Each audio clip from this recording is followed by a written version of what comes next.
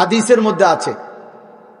ইমাম আবু দাউদ রাহমাতুল্লাহ আলাইহি হাদিসের একটি বিখ্যাত কিতাব, আমরা যে সিহা সিত্তা 6টি বিশুদ্ধ হাদিসের কিতাব বলি, তন্মধ্যে একটা ইমাম আবু দাউদ রাহমাতুল্লাহ আলাইহির লিখিত কিতাব।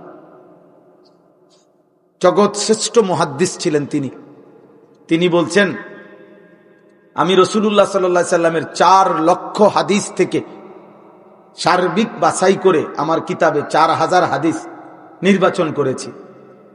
আর সেই 4000 হাদিস থেকে বিশ্লেষণ করে আমি একজন মানুষের পুরা দ্বীনের উপরে চলার জন্য নবীজির 4টা হাদিস নির্ধারণ করেছি। এই 4টা হাদিসের মধ্যে একটি হাদিস হলো মিন হুসনে ইসলামিল মার'i তারকুহু মা লা ইয়ানিহি। নবী সাল্লাল্লাহু আলাইহি ওয়াসাল্লাম বলেন, কোন ব্যক্তির ইসলামী জীবন তখনই পরিপূর্ণ সুন্দর হয়, সৌন্দর্যপূর্ণ হয়, যখন সে যাবতীয় অনর্থক কথা এবং কাজ ছেড়ে দেয়।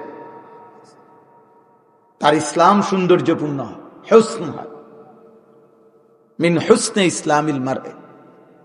এজন্য এই দিবানিশি মোবাইলের আসক্তি, মোবাইল প্রীতি, মোবাইল নিয়ে ব্যস্ত থাকা, এটা নিঃসন্দেহে ফালতু কাজ ছাড়া, বেহুদা কাজ ছাড়া আর কিছু হইতে পারে। বাকি মানুষ কাজ করবে আর আপনারে দায়িত্ব দিছে মোবাইলের তলে কমেন্ট দিতেন আপনি বসে বসে, আর কোনো কাম নাই। আপনি কিছু করেন, আপনি একটা ভালো কাজ শুরু করেন। যেই কোনো একটা কাজ শুরু করলে আল্লাহ তাআলা ওই কাজের হাজারো তরিকা আল্লাহ খুলে দেবে, হাজারো কাজ।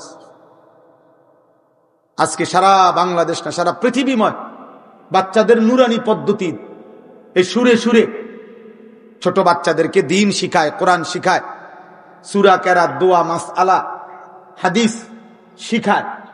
এই নুরানি পদ্ধতি মক্তবের বাচ্চাদের উপরে যিনি এটা তৈরি করছেন, কারি বেলায়েত রাহমাতুল্লাহ আলাইহি, কারি বেলায়েত হোসেন রাহমাতুল্লাহ আলাইহির ওই বইতে আছে শুরুতে, উনি বলছেন দীর্ঘ 42 বছর এক টানা আমি এই বাচ্চাদের উপরে মেহনত করছি, হাজারো আইটেম বদলাইছি, একবার এমনে, একবার হেমনে, একবার এমনে, কত ভাবে পদ্ধতি বদলাইয়া তারপরে আল্লাহ তাআলা এই পদ্ধতি আজকে ওনার মাধ্যমে চালু হয়েছেন।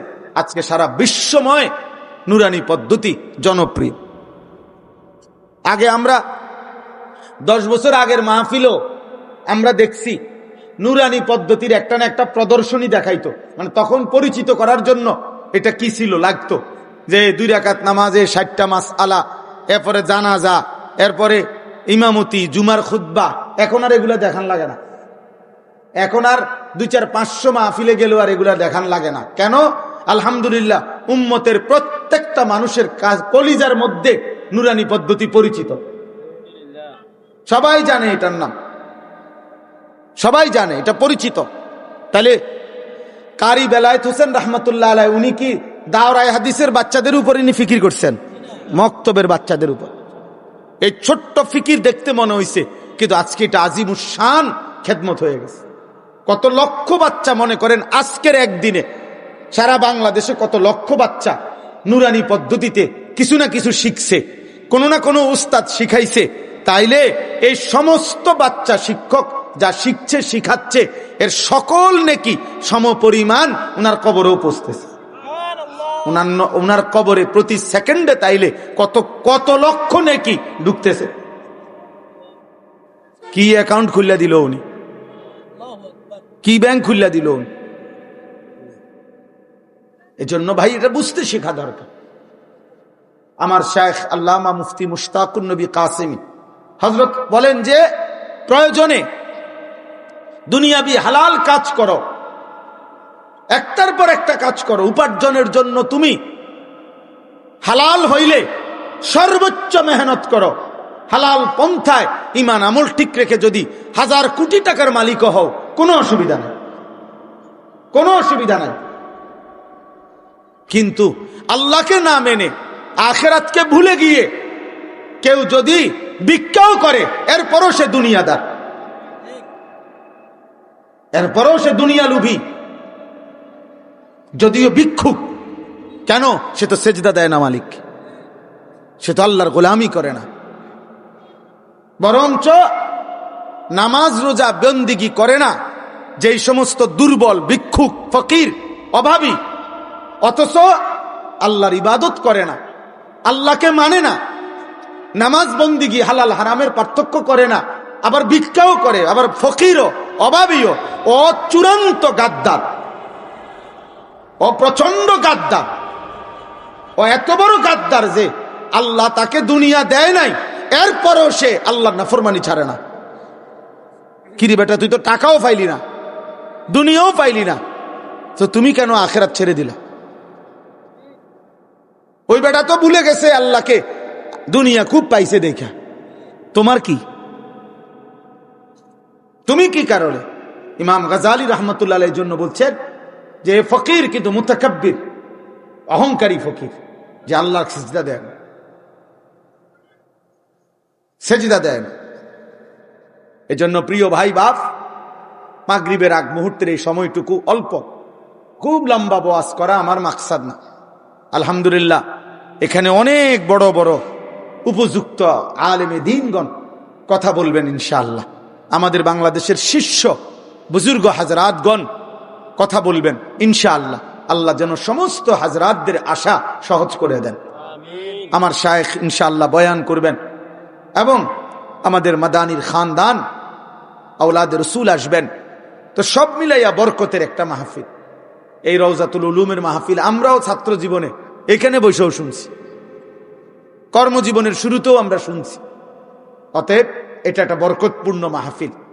এক বুজুর্গের, হযরত মাওলানা ওবায়দুল্লাহ রাহমাতুল্লাহ আলাইহি, মৃত্যু পর্যন্ত যিনি ওলামায়ে কেরামের সাথে দ্বীনি কাজ করে গেছেন, তার স্বপ্নের, তার কলিজা ছেঁড়া এই প্রতিষ্ঠান আল্লাহ যেন একে কবুল করে নেয়।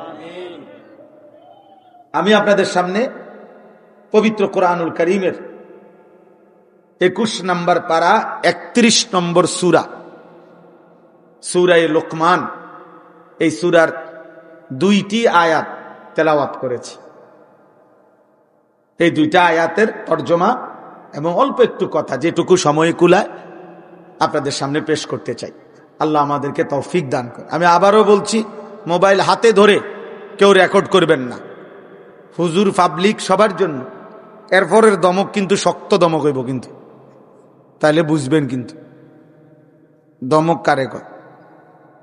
আপনি যদি চলে যান আমার কোনো অসুবিধা, আপনার আমি প্রয়োজনে লোক দিয়ে আগাইয়া ফাটাই দিন, আমার লোক আছে, ওই যে একজন আরো আছে, যে আপনার মতো হুজুরের ওয়াজ শুনলাম না, আপনার মতো শ্রোতার কাছে বললাম না, যান নিতে যান।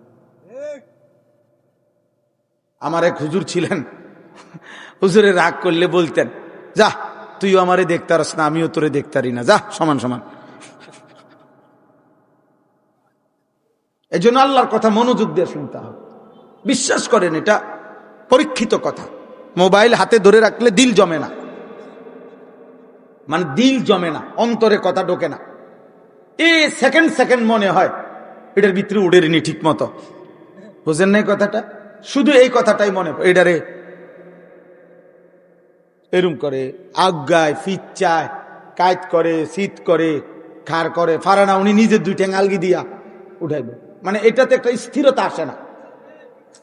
ওর সারাক্ষণ মোবাইলের কথা মনে পড়ে, ফলে ফায়দা হয় না, ফায়দা হয় না, নিজের উপকার হয় না, দিল তৈরি হয় না, কলিজার মধ্যে অনুভূতি আসে না, আখিরাতের ফিকির আসে না।